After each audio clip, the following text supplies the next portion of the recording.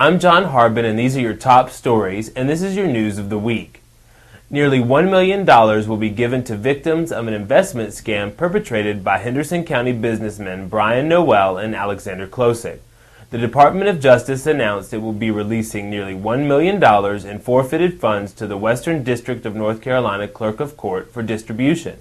Noel and Klosik were charged separately in 2009 with fraud in connection with an investment scheme through the business Certified Estate Planners. In March 2010, Noel was found guilty of several charges and sentenced to 25 years in prison.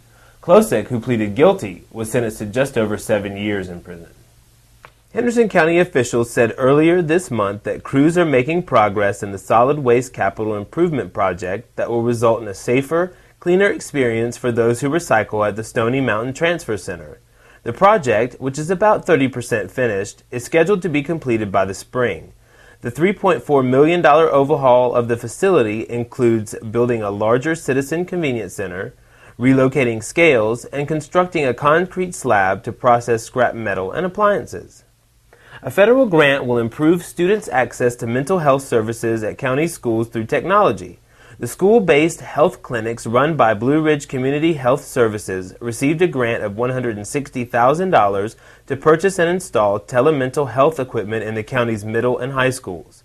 Blue Ridge Community Health Services officials said the technology will help the agency reach an additional 400 students over the next 2 years. A search warrant and an accompanying affidavit filed in the first-degree murder case for Travis McGraw, who is accused of murdering his wife Vanessa Mintz, contains text messages between McGraw and a woman with whom he was romantically involved, Mary Beth Fisher.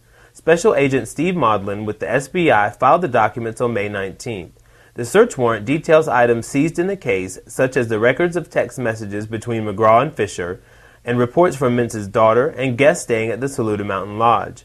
McGraw is scheduled to appear in court again on Monday, July 25th. A Henderson County woman who underwent a liver transplant Tuesday, July 19th, was resting comfortably just a few hours afterward in the intensive care unit at a hospital in Chapel Hill, according to her family.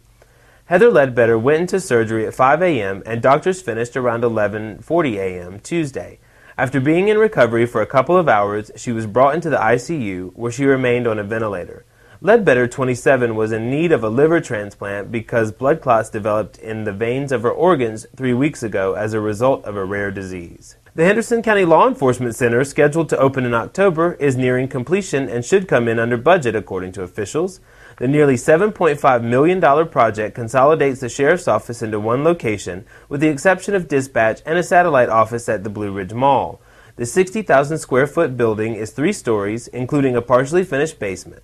Departments to be housed in the facility include patrol, criminal investigations, a crime lab, civil process, domestic violence, and warrants.